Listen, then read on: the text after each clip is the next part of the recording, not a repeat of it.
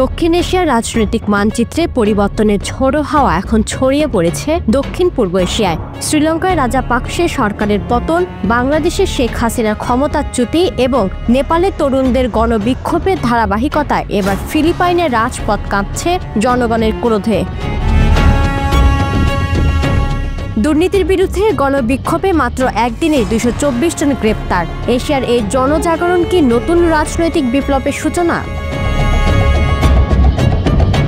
2022 সালে শ্রীলঙ্কায় শুরু হওয়া গণ আন্দোলনের ধারাবাহিকতা এখন পুরো এশিয়া ছড়িয়ে পড়েছে। জনতার শক্তির এই নতুন অধ্যায়, প্রতিটি দেশে একই দাবি: সুশাসন, স্বচ্ছতা এবং দুর্নীতির অবসান। বিশেষজ্ঞরা মনে করছেন, সামাজিক যোগাযোগ মাধ্যম এবং তরুণ প্রজন্মের রাজনৈতিক সচেতনতা এই আন্দোলনগুলোকে আরও শক্তিশালী করে তুলেছে। ফিলিপাইনে এই বিক্ষোভের মূল কারণ ভূত প্রকল্প, যেখানে $2 বিলিয়ন জন অর্থ লুণ্ঠন হয়েছে বন্যা নিয়ন্ত্রণের নামে। পুলিশের ভাষ্যমতে রোববার বন্যা নিয়ন্ত্রণ প্রকল্পে ব্যাপক দুর্নীতির বিরুদ্ধে শান্তিপূর্ণ প্রতিবাদ হিংসাত্মক রূপ নিলে এই পরিস্থিতির সৃষ্টি হয়েছে। বিক্ষোভকারীরা প্রেসিডেন্ট ফার্দিনান্দো মার্কোস জুনিয়রের প্রশাসনের বিরুদ্ধে ক্ষোভ প্রকাশ করেছেন। গত জুলাই মাসে রাষ্ট্রীয় ভাষণে মার্কোস প্রকাশ করেন যে ৯,৮৫৫টি বন্যা নিয়ন্ত্রণ প্রকল্পের মধ্যে অধিকাংশে ব্যাপক দুর্নীতি রয়েছে। এসব প্রকল্পের মোট বাজেট ছিল প্রায় $9.৫ বিলিয়ন। বিশেষজ্ঞদের অনুমান অনুযায়ী 2023 সাল থেকে জলবায়ু সংক্রান্ত প্রকল্পে $17.৬ বিলিয়ন পর্যন্ত জন অর্থ আত্মসাৎ হয়েছে। ফিলিপাইনের অর্থ মন্ত্রণালয়ের হিসাব অনুযায়ী 2023 থেকে 2025 সাল পর্যন্ত বন্যা নিয়ন্ত্রণ প্রকল্পে দুর্নীতির কারণে $2 বিলিয়ন ক্ষতি হতে পারে। অনুসন্ধানে বেরিয়ে এসেছে যে বহু প্রকল্প ভূত প্রকল্প, যেগুলো কাগজে কলমে সম্পূর্ণ দেখানো হলেও বাস্তবে অসম্পূর্ণ বা নিম্নমানের। উদাহরণস্বরূপ, প্লারিডেল শহরে $2 মিলিয়ন খরচে নির্মিত বাঁধ প্রকল্প পরিদর্শনে দেখা গেছে শুধুমাত্র নদীর তীরে মাটি ফেলে রাখা হয়েছে। বুলুসানা গ্রামের নির্মাণ শ্রমিক লিও ফ্রান্সিসকো জানান, আমাদের বাচ্চাদের স্কুলে নিয়ে যেতে হয় কাঁধে করে যখন পানি বেশি থাকে। ঘরের ভিতরে পানি আমাদের উড়ু পর্যন্ত ওঠে, রাস্তায় কখনো হাঁটু পর্যন্ত, কখনো পায়ের গোড়ালি পর্যন্ত। এগুলো সাধারণ দিনের ঘটনা, ঝড় তুফান নয়। সিনেটের blue ribbon committee Philippines under water শিরোনামে তদন্ত শুরু করেছে। কমিটির চেয়ারম্যান সিনেটর পানফিলো লাকসান জানান যে 60টি বন্যা নিয়ন্ত্রণ প্রকল্প ভূত প্রকল্প হিসেবে তদন্তাধীন।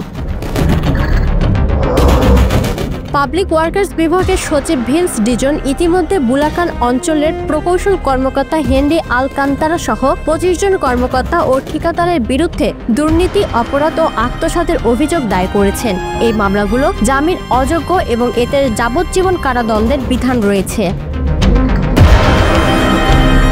ছাত্রকর্মী আলথিয়া ত্রিনিদাদ জানান, আমার খারাপ লাগে যে আমরা দারিদ্র্যে ভুগছি, আমাদের ঘর, জীবন এবং ভবিষ্যৎ হারাচ্ছি, অথচ তারা আমাদের করের টাকা দিয়ে বিলাসবহুল গাড়ি, বিদেশ ভ্রমণ এবং বড় কর্পোরেট লেনদেন করে বিপুল সম্পদ গড়ছে। প্রেসিডেন্ট মার্কোস বলেছেন, তিনি জনগণের প্রতিবাদের অধিকারকে স্বীকার করেন এবং শান্তিপূর্ণ বিক্ষোভের আহ্বান জানিয়েছেন। সরকার একটি স্বতন্ত্র কমিশন গঠন করেছে এবং সুম্বং সাপাংগুলো নামে একটি ওয়েবসাইট চালু করেছে, যেখানে নাগরিকরা প্রকল্পের অগ্রগতি দেখতে এবং অভিযোগ দায়ের করতে পারেন।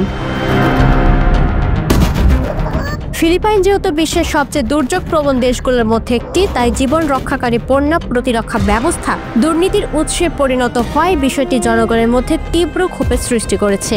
এই বিক্ষোভ সাম্প্রতিক বছরগুলোর মধ্যে ফিলিপাইনে অন্যতম বৃহত্তম রাজপথের আন্দোলন।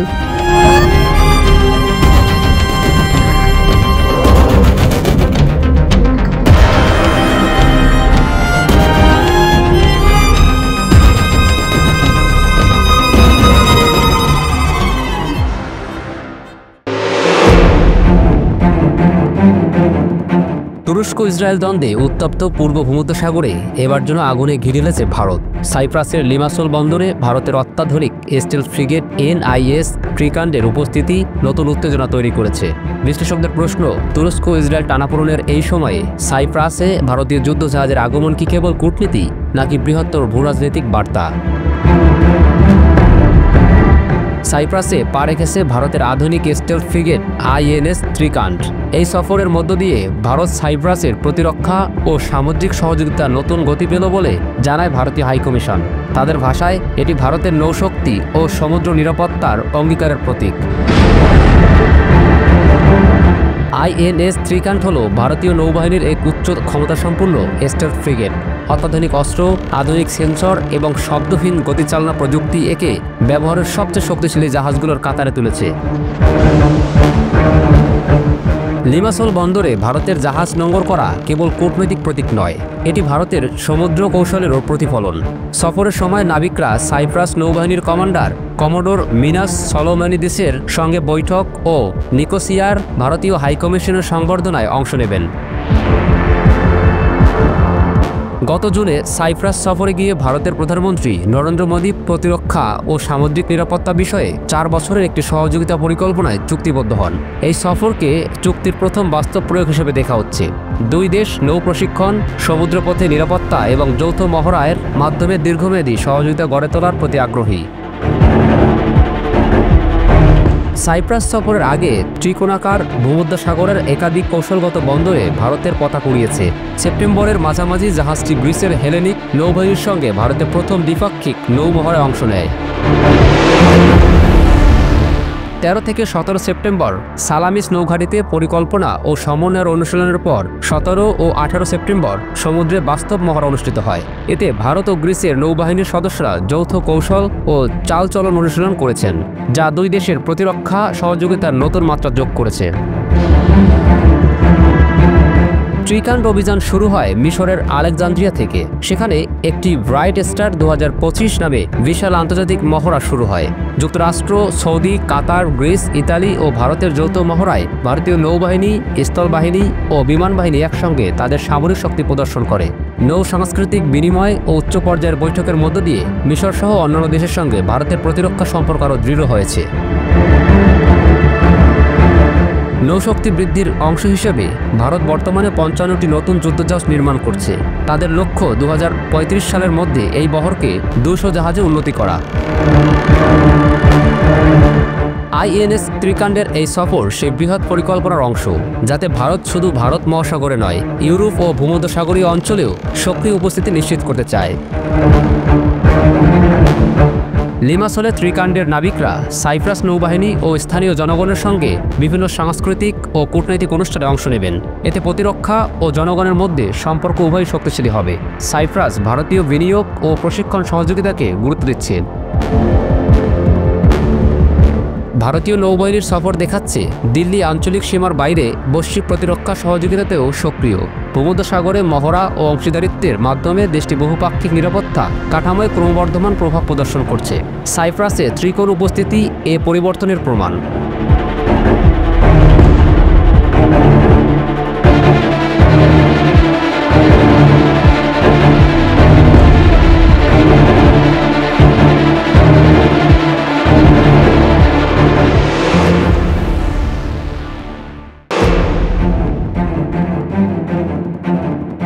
9 সেপ্টেম্বর কাতারে হামাসের অফিস লক্ষ্য করে হামলা চালায় ইসরায়েল। হামলায় 6 জন নিহত হন, যার মধ্যে একজন 22 বছর বয়সী কাতারের নিরাপত্তা কর্মীও রয়েছেন। কাতারের প্রধানমন্ত্রীর উপদেষ্টা মাজেদ আল আনসারি জানান, এই ঘটনা দেশীয় সমাজকে গভীরভাবে প্রভাবিত করেছে। কাতারের নাগরিকরা প্রথমবারের মতো দেশের ওপর আঘাতের শিকার হয়েছেন। আল আনসারি জানিয়েছেন, হামলাটি সম্পূর্ণ অযৌক্তিক। কাতার কোনো সংঘাতে অংশগ্রহণ করছিল না, বরং তারা শান্তি প্রতিষ্ঠার জন্য মধ্যস্থতার চেষ্টা চালাচ্ছিল। হামলার সময় হামাস কর্মকর্তারা গাজায় নতুন সামরিক শান্তি প্রস্তাব নিয়ে আলোচনা করছিলেন। হামলার পর কাতার ও জিসিসি দেশগুলো যুক্তরাষ্ট্রের সঙ্গে নতুন হুমকির বিষয় নিয়ে আলোচনার পরিকল্পনা করেছে। আল আনসারি বলছেন, নিউ ইয়র্কে ট্রাম্পের সঙ্গে বৈঠকে তাদের মূল বার্তা হবে যুক্তরাষ্ট্রের সঙ্গে অংশীদারিত্ব বজায় রাখা। ইসরায়েলি প্রধানমন্ত্রী বেনিয়ামিন নেতানিয়াহু হামলার দায় স্বীকার করেছেন। তিনি জানিয়েছেন, হামলার সিদ্ধান্ত ও পরিকল্পনা সম্পূর্ণ ইসরায়েলের নিজের। তিনি বলছেন, যারা ভয়াবহ হত্যাকাণ্ডের পরিকল্পনা করেছে তাদের কোনো নিরাপদ আশ্রয়ে থাকা উচিত নয়। হামলার পর কাতার গভীরভাবে ক্ষুব্ধ হয়ে দেশটির নিরাপত্তা ও সার্বভৌমত্ব রক্ষার জন্য কঠোর পদক্ষেপ নেওয়ার ঘোষণা দিয়েছে। দেশটির কর্মকর্তারা জানিয়েছেন, অন্য কোনো রাজনৈতিক বিষয় নিয়ে আলোচনার আগে নিশ্চিত হতে হবে যে দেশের মানুষ সম্পূর্ণ নিরাপদ। এই হামলা মধ্যপ্রাচ্যের শান্তি প্রক্রিয়ার উপরও গুরুতর প্রভাব ফেলেছে। আল আনসারি ব্যাখ্যা করেছেন, শান্তি প্রতিষ্ঠার প্রস্তাব পাঠানোর পর যদি কোনো দেশ হামলা চালায় তাহলে আলোচনার কার্যকারিতা সীমিত হয়ে যায়। কাতার দৃঢ়ভাবে মনে করছে, কূটনীতি ও আন্তর্জাতিক সম্প্রদায়ের সমর্থন ছাড়া কোনো সামরিক জয় সম্ভব নয়। আল আনসারি বলেন, গাজায় 23 লাখ মানুষকে লক্ষ্য করে একপক্ষীয় বিজয় অর্জন করা সম্ভব নয়। আগের বছরগুলোতে জিসিসি ইরান সম্পর্ক জটিল ছিল। 2017 সালে কাতারের সঙ্গে ইরানের সম্পর্ককে কেন্দ্র করে কয়েকটি দেশ কাতারের বিরুদ্ধে নীতি গ্রহণ করে। যদিও 2021 সালে পরিস্থিতি কিছুটা স্বাভাবিক হয়েছিল। 2023 সালে ইসরায়েলের হামলার পর পরিস্থিতি আবারও জটিল হয়ে পড়ে। ইসরায়েলি হামলা এবং পূর্ববর্তী সংঘাতগুলো কাতারকে নতুন হুমকি মোকাবেলায় সতর্ক করেছে। আল আনসারি বলেছেন, ইসরায়েল প্রতিবেশী দেশগুলোর সার্বভৌমত্বকে সম্মান করে না। কাতার, লেবানন, সিরিয়া এবং ইয়েমেনে তাদের হামলা এই বাস্তবতা প্রমাণ করে। ইসরায়েল শান্তি প্রতিষ্ঠার চেষ্টা না করে পরিস্থিতি আরও কঠিন করে তোলে। তবুও কাতার শান্তি ও কূটনীতি অব্যাহত রাখার জন্য প্রতিশ্রুতিবদ্ধ। তারা যুক্তরাষ্ট্রের সঙ্গে মিলিতভাবে শান্তি আলোচনায় ফিরে আসার চেষ্টা চালাবে। আল আনসারি বলছেন, নেতানিয়াহুর হুমকি আমাদের থামাতে পারবে না। তারা আন্তর্জাতিক সম্প্রদায়ের সঙ্গে কাজ চালিয়ে শান্তি প্রতিষ্ঠায় এগিয়ে যাবে। কাতারের মধ্যস্থতা কেবল গাজা বা মধ্যপ্রাচ্যে সীমাবদ্ধ নয়, এটি বিশ্বের অন্যান্য সংঘাতপূর্ণ এলাকায়ও প্রভাব ফেলছে। আফগানিস্তান, রাশিয়া, ইউক্রেন এবং কলম্বিয়ার মতো অঞ্চলে কাতারের পদক্ষেপ ইতিবাচক প্রভাব দেখিয়েছে। দোহায় হামলার পর কাতার এবং জিসিসি দেশগুলো যুক্তরাষ্ট্রের সঙ্গে নতুন হুমকি মূল্যায়ন নিয়ে আলোচনা করবে। আল আনসারি বলেছেন, ইসরায়েলের হুমকি ও আগ্রাসন তাদের শান্তি প্রতিষ্ঠায় আরও সক্রিয় করেছে এবং এটি তাদের নীতি ও সংস্কৃতির অংশ।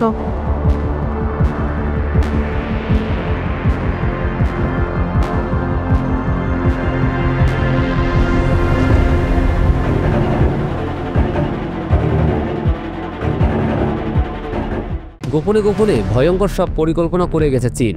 আর এসব পরিকল্পনার মূল লক্ষ্য হলো বিশ্ব শাসন করতে সর্বোচ্চ সামরিক সক্ষমতায় নিজেদের নিয়ে যাওয়া। সম্প্রতি প্রকাশ্যে এসেছে চীনের ভয়ঙ্কর সব যুদ্ধাস্ত্র, যা চমকে দিয়েছে ট্রাম্প সহ গোটা বিশ্বের শীর্ষ নেতাদেরও। বিশ্বের সামরিক শক্তির পালাবদলে নতুন মাত্রা যোগ করেছে চীন। শুধু অর্থনীতিতেই নয়, সামরিক শক্তির ক্ষেত্রেও নেতৃত্ব প্রতিষ্ঠার ঘোষণা দিয়েছে বেইজিং। সাম্প্রতিক সামরিক কুচকাওয়াজে দেশটির প্রদর্শিত নতুন অস্ত্রাগার ও যুদ্ধবিমান আন্তর্জাতিক অঙ্গনে আলোচনার কেন্দ্রবিন্দু হয়ে উঠেছে।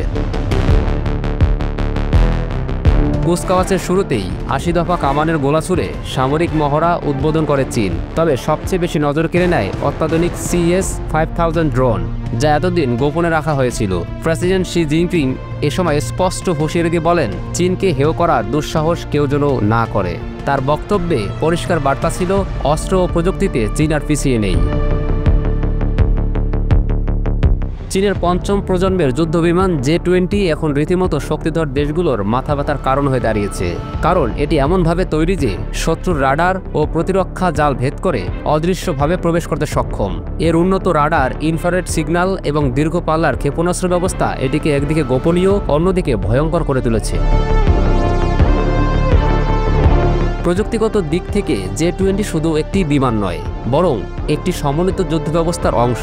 এটি প্রারম্ভিক সতর্কীকরণ বিমান এবং ড্রোনের সঙ্গে একযোগে কাজ করতে পারে, যা আধুনিক যুদ্ধক্ষেত্রে বহুমাত্রিক সুবিধা এনে দেবে। বিশেষজ্ঞদের মতে, বহু দূর থেকে শত্রুকে লক্ষ্যবস্তুতে পরিণত করার ক্ষমতা চীনের বিমান বাহিনীকে নতুন এক উচ্চতায় নিয়ে গেছে। আন্তর্জাতিক বিশ্লেষকরা বলছেন, J-20 এর উন্মোচন শুধু চীনের সামরিক প্রযুক্তির উন্নতির প্রতীক নয়, বরং বৈশ্বিক শক্তির ভারসাম্যে নতুন পরিবর্তনের ইঙ্গিত। দীর্ঘদিন যুক্তরাষ্ট্র ও রাশিয়া স্টিলথ প্রযুক্তিতে একচেটি আধিপত্য বিস্তার করলেও চীনের দ্রুত অগ্রগতি বিশ্ব সমরনীতির মানচিত্রে পুনর্লিখনের বার্তা দিচ্ছে। চীনে বর্তমানে প্রায় ২০ লাখ সামরিক সদস্য সরাসরি কর্মরত। সংকটাপন্ন পরিস্থিতি মোকাবেলায় রাখা হয়েছে আরও ৫ লাখ সদস্য। এছাড়া আধা সামরিক বাহিনীগুলোতেও প্রায় ১৫ লাখ সদস্য রয়েছে। চীনের সেনাবাহিনী অতীতে জনবল নির্ভর হলেও বর্তমানে তারা সামরিক খাতে আধুনিক প্রযুক্তির মেলবন্ধনের বিষয়ে বেশি নজর দিয়েছে।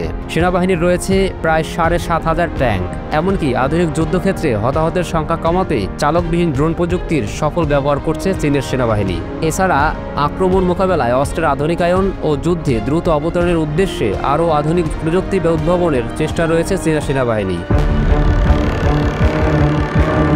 জাহাজের সংখ্যা বিবেচনায় চীনের নৌবাহিনী বিশ্বের সর্ববৃহৎ। এক্ষেত্রে যুক্তরাষ্ট্রকেও হার মানিয়েছে চীন। চীনের নৌবহরে ৭০টি শক্তিশালী সাবমেরিনের মধ্যে বেশ কয়েকটি আবার পারমাণবিক ক্ষমতা সম্পন্ন। এই জাহাজগুলো ব্যালিস্টিক মিসাইল নিক্ষেপের মাধ্যমে প্রতিপক্ষ জাহাজকে নিমিষেই গুঁড়িয়ে দিতে পারে। বিশ্বের তৃতীয় বৃহত্তম বিমানবহরের অধিকারী এখন চীনের বিমান বাহিনী। যুদ্ধক্ষেত্র থেকে সামরিক সদস্যদের উদ্ধারের জন্য বেশ কিছু বিমানের পাশাপাশি আধুনিক এআই যুদ্ধেও এগিয়ে আছে চীন।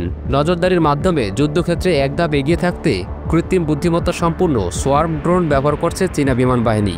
এমনকি বিমান মাটিতে অবতরণ না করিয়েই জ্বালানি ভরার প্রযুক্তি উদ্ভাবনের দ্বারপ্রান্তে দাঁড়িয়ে রয়েছে দেশটি। চীনের ক্ষেপণাস্ত্রের বহর বিশ্বের অন্যতম শক্তিশালী। DF-41 এর মতো আন্তঃমহাদেশীয় ব্যালিস্টিক মিসাইল থাকায় ১২,০০০ কিলোমিটার দূরে থাকা যুক্তরাষ্ট্রেও আঘাত হানতে সক্ষম চীন। এছাড়া মধ্যপাল্লার ক্ষেপণাস্ত্রের মাধ্যমে প্রশান্ত মহাসাগরীয় অঞ্চলে অবস্থিত মার্কিন সামরিক ঘাঁটিগুলোতে আক্রমণ করতে সক্ষম দেশটি। চীনের পারমাণবিক খাত খুব দ্রুত এগোচ্ছে। ২০২৪ সাল পর্যন্ত দেশটিতে প্রায় ৬,০০০ পারমাণবিক বোমা রয়েছে বলে জানা গেছে। ২০৩০ সালের মধ্যে এই সংখ্যা হাজারে পৌঁছাবে বলে ধারণা করছেন বিশ্লেষকরা। এদিকে বোমা ব্যবহারের ক্ষেত্রে কঠোর ধৈর্যের বিষয়টি মেনে চলে চীন। প্রতিপক্ষের আক্রমণ ব্যতীত স্বপ্রণোদিত হয়ে বোমা নিক্ষেপের বিপক্ষে বেইজিংয়ের পারমাণবিক নীতি। তবে পারমাণবিক খাতে চীনের অত্যাধিক নির্ভরতা বিশ্বের দুশ্চিন্তার কারণ হয়ে দাঁড়িয়েছে। এই পরিস্থিতিতে পরিবর্তিত ভূরাজনৈতিক প্রেক্ষাপটে নিজেদের বিশ্বের সবচেয়ে শক্তিশালী সামরিক বাহিনী হিসেবে প্রতিপন্ন করতে মরিয়া চীন। যুক্তরাষ্ট্রকে সরিয়ে বিশ্বজুড়ে বেইজিংয়ের আধিপত্য আদৌ কখনো বাস্তবায়ন হবে কিনা, হলেও তার নব্য সাম্রাজ্যবাদের পথ এড়িয়ে শান্তির দিকে এগোতে পারবে কিনা এ নিয়ে সংশয় রয়েছে বিশেষজ্ঞদের মনে।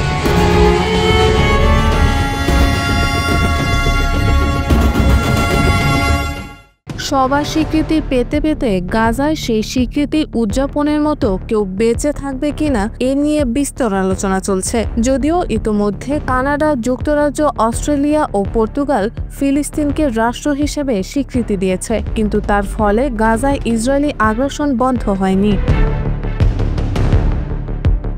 ইতিমধ্যে এই তালিকায় যুক্ত হয়েছে ফ্রান্সও। স্বীকৃতির ইঙ্গিত দিয়েছে বেশ কয়েকটি দেশ। প্রশ্ন এখন, এ স্বীকৃতি কি সত্যি মধ্যপ্রাচ্যে শান্তি ফেরাবে, নাকি হামাসকে ফাঁদে ফেলতে নতুন কোনো কূটচাল চালছে পশ্চিমা বিশ্ব?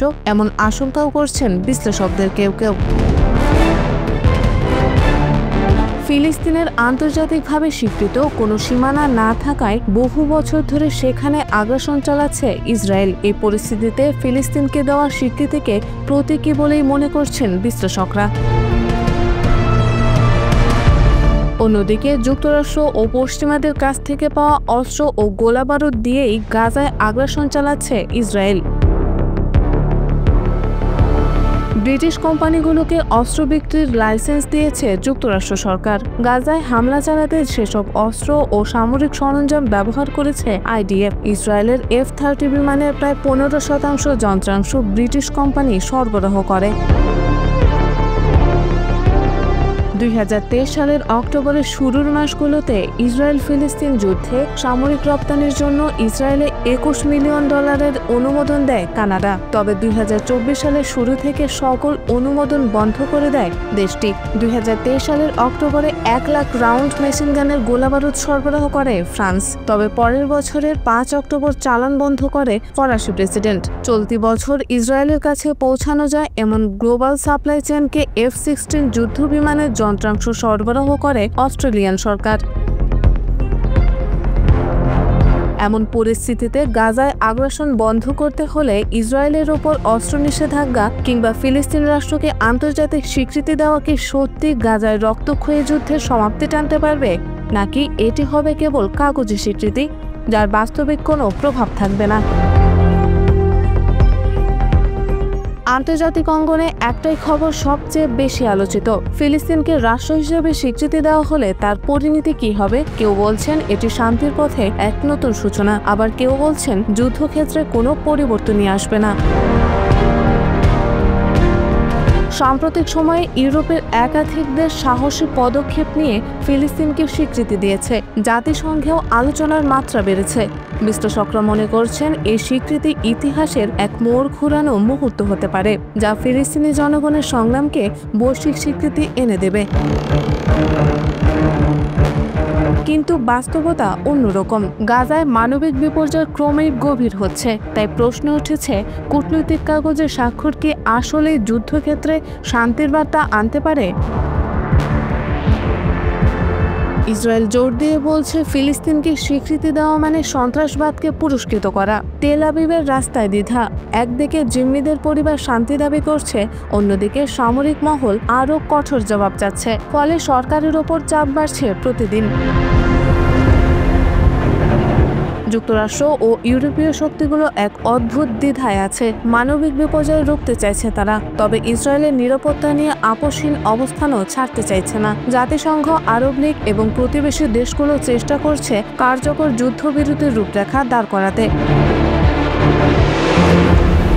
ফিলিস্তিনকে স্বীকৃতি দেওয়া নিঃসন্দেহে একটি বড় কূটনৈতিক ও নৈতিক পদক্ষেপ, কিন্তু যুদ্ধ থামাতে চাইলে দরকার আস্থা, আলোচনার টেবিলে ফেরা এবং বাস্তবসম্মত নিরাপত্তা নিশ্চয়তা। তাই প্রশ্ন রয়ে যায়, স্বীকৃতি কি আসলে শান্তির প্রথম ধাপ, নাকি বিশ্ব আবারও প্রতীকী ঘোষণার ফাঁদে আটকে গেল?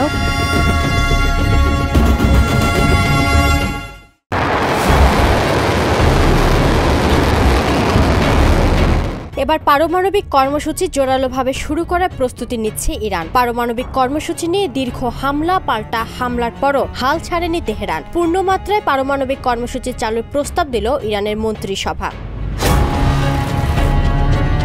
যুক্তরাষ্ট্র, ইসরায়েল গত জুনে ইরানের ফোর্দো, নাতানজ এবং ইস্ফাহানের পারমাণবিক স্থাপনায় বোমা হামলা চালিয়ে ইরানকে পারমাণবিক কর্মসূচি থেকে বিরত করতে পারছেন না। এবার পারমাণবিক বোমা তৈরির দাবিতে মাসহাদ শহরের ৭০ জন সংসদ সদস্য একটি যৌথ চিঠিতে সই করেন। পারমাণবিক কর্মসূচি বিবেচনায় রেখে দেশের প্রতিরক্ষা নীতি পুনর্গঠন করার দাবি জানান তারা। চিঠিটি অবশ্য সর্বোচ্চ নেতা খামেনিকে সরাসরি দেওয়া হয়নি, কারণ তার নির্দেশকে অন্য কোনো কর্তৃপক্ষ প্রশ্ন করতে পারে না। চিঠিটি দেওয়া হয় সুপ্রিম ন্যাশনাল সিকিউরিটি কাউন্সিলকে, যারা পরমাণু বিষয়ক কর্মকাণ্ড দেখভাল করেন। এই কাউন্সিলের সদস্যদের মধ্যে দেশের প্রেসিডেন্ট, বিচার বিভাগের প্রধান এবং পার্লামেন্টের প্রধানও অন্তর্ভুক্ত রয়েছেন।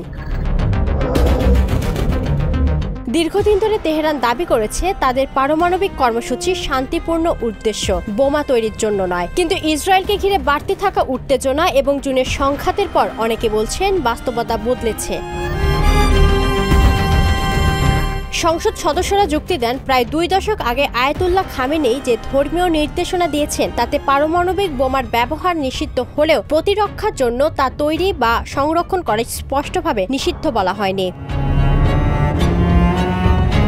গত জুনে ইসরায়েলের আকস্মিক হামলার পর ইরানি মহলে এই বিতর্ক আরও তীব্র হয়। টানা ১২ দিনের সংঘাতে যুক্তরাষ্ট্র প্রকাশ্যে ইসরায়েলের পাশে দাঁড়ায় এবং ইরানের গুরুত্বপূর্ণ পারমাণবিক স্থাপনাগুলোতেও হামলা চালায়। ফলে ইরানের ভেতরে পারমাণবিক বিকল্পের দাবি আরও জোরদার হয়। গত ২১ সেপ্টেম্বর ইরানের সর্বোচ্চ জাতীয় নিরাপত্তা কাউন্সিল ঘোষণা দেয়, ফ্রান্স, জার্মানি ও যুক্তরাজ্যের সিদ্ধান্তের জবাবে তারা আন্তর্জাতিক পরমাণু শক্তি সংস্থার সঙ্গে সহযোগিতা স্থগিত করেছে। এ দেশগুলো জাতিসংঘের স্ন্যাপব্যাক প্রক্রিয়া শুরু করেছে, যার ফলে ২০১৫ সালে তুলে নেওয়া নিষেধাজ্ঞাগুলো আবার ফিরতে পারে। সোমবার সকালে ইরানের পররাষ্ট্রমন্ত্রী আব্বাস আরাগচি নিউ ইয়র্কে পৌঁছান। সেখানে তিনি ইউরোপীয় নেতা ও অন্যান্য বিশ্বশক্তির সঙ্গে আলোচনা করবেন। প্রেসিডেন্ট মাসউদ পেজেশকিয়ান মঙ্গলবার সেখানে জাতিসংঘ সাধারণ পরিষদের অধিবেশনে যোগ দেবেন। গাজায় ইসরায়েলের গণহত্যামূলক যুদ্ধ এবং ফিলিস্তিনি রাষ্ট্রকে স্বীকৃতি দেওয়া এই অধিবেশনের মূল আলোচ্য বিষয়।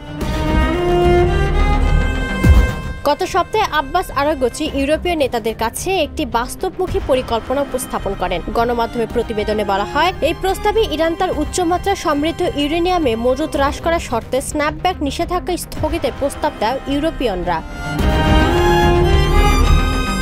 আরাগচি অভিযোগ করেন, তাদের প্রস্তাবের জবাবে নানা অজুহাত ও বিষয় এড়িয়ে যাওয়ার প্রবণতা দেখা গেছে। এমনকি পররাষ্ট্র মন্ত্রণালয় নাকি গোটা রাজনৈতিক কাঠামোর প্রতিনিধিত্ব করে না, এমন হাস্যকর দাবিও তোলা হয়েছে। তিনি জোর দিয়ে বলেন, তার পেছনে সরকার ও জাতীয় নিরাপত্তা কাউন্সিলের পূর্ণ সমর্থন রয়েছে।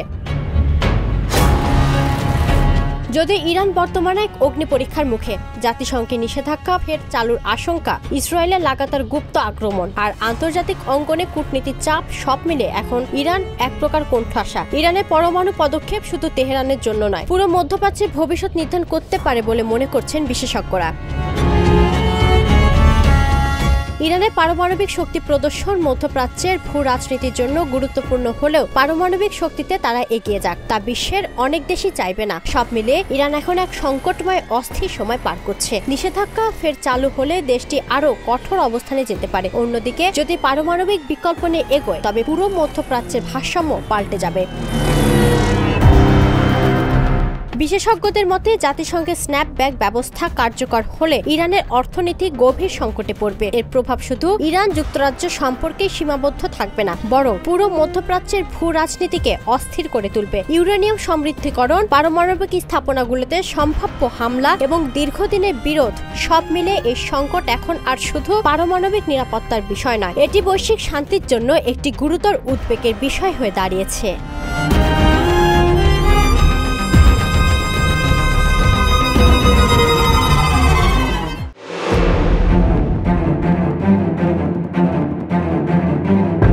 এবার রাশিয়াকে শিক্ষা দিতে উঠে পড়ে লেগেছে ন্যাটো সদস্যরা। ন্যাটো সীমান্তে ড্রোন, যুদ্ধ বিমান লেলিয়ে দিয়ে হেসে হেসে মজা দেখছে মস্কো। রুশ বিমান বাহিনীকে ন্যাটোর প্রতিক্রিয়া দেখাতে হবে, জাতিসংঘের অধিবেশনে এমন মন্তব্য করেন লিথুয়ানিয়ার পররাষ্ট্রমন্ত্রী। অধিবেশনে ন্যাটোর সীমান্ত সুরক্ষা নিয়েও প্রশ্ন তোলেন তিনি। ইউক্রেনকে ন্যাটোর সীমান্ত সুরক্ষায় ড্রোন ও ওয়ালের সাথে সম্পূর্ণভাবে যুক্ত করার প্রস্তাব পেশ করেন। তিনি বলেন, রুশ বাহিনীর ড্রোন প্রতিরোধে এই পদক্ষেপ সাফল্যের বড় সহায়ক হতে পারে। ইউরোপীয় সীমান্তে ড্রোন প্রতিরক্ষায় বড় ফাঁক রয়েছে বলে অভিযোগ করেন তিনি। এই ঘাটতি মেটাতে ইউক্রেনকে আরও আধুনিক প্রযুক্তি দেওয়া ও তার সমন্বিতভাবে প্রয়োগ করা প্রয়োজন বলে তুলে ধরেন তিনি। লিথুয়ানিয়ার মন্ত্রীর মতে রাশিয়া ন্যাটোর নীরব প্রতিক্রিয়াকে কাজে লাগাচ্ছে। তিনি বলেন, এখনই মস্কোকে স্পষ্ট জানাতে হবে যে কোনো উস্কানিমূলক পদক্ষেপের জবাব কঠোরভাবে দেওয়া হবে। রাশিয়াকে নিয়ে কথা তুলেছেন ন্যাটোর অন্যান্য সদস্যরাও। পোল্যান্ডের পররাষ্ট্রমন্ত্রী বলছেন, রুশ বিমান ও মিসাইল পোল্যান্ডের আকাশসীমায় প্রবেশ করলে তার পাল্টা জবাবের কোনো অভিযোগ করতে পারবে না। এছাড়াও মার্কিন রাষ্ট্রদূত মাইকেল ওয়াল্টার্স বলছেন, ন্যাটোর প্রতিটি ইঞ্চি সুরক্ষার জন্য যুক্তরাষ্ট্র ও তার মিত্ররা দৃঢ়ভাবে দাঁড়াবে। লিথুয়ানিয়ার মন্ত্রী ইউরোপীয় দেশগুলোর রাশিয়ার হাইড্রোকার্বন খাতের উপর কঠোর নিষেধাজ্ঞা প্রয়োগের প্রয়োজনীয়তা তুলে ধরেন। তিনি বলেন, গত বছর কিছু ইউরোপীয় দেশ রাশিয়ার এলএনজি আমদানি বৃদ্ধি করেছে, যা শুধু লজ্জাজনক নয়, বিপজ্জনকও। এতে রাশিয়ার যুদ্ধযন্ত্র শক্তিশালী হচ্ছে। তিনি আরও বলেন, রাশিয়ার এনার্জি কোম্পানিগুলোর উপর নিষেধাজ্ঞা দিলে ব্লকটি আরও বিশ্বাসযোগ্য হবে। তবে যুক্তরাষ্ট্রের সমন্বয় ছাড়া ইউরোপীয় নিষেধাজ্ঞা দুর্বল। যখন যুক্তরাষ্ট্র নেতৃত্ব দেবে তখনই কার্যকর হবে। বর্তমানে ইউরোপীয় ব্লক রাশিয়ার উপর 19তম নিষেধাজ্ঞা প্যাকেজ নিয়ে আলোচনা করছে। এর মধ্যে 2027 সালের মধ্যে ইউরোপের এলএনজি আমদানি ধীরে ধীরে বন্ধ করার প্রস্তাব অন্তর্ভুক্ত রয়েছে। লিথুয়ানিয়ার মন্ত্রীর বক্তব্য থেকে স্পষ্ট, ইউক্রেনের প্রযুক্তি এবং অভিজ্ঞতা ন্যাটোর নিরাপত্তা বাড়াতে এবং রাশিয়ার হুমকি মোকাবেলায় গুরুত্বপূর্ণ ভূমিকা রাখতে পারে।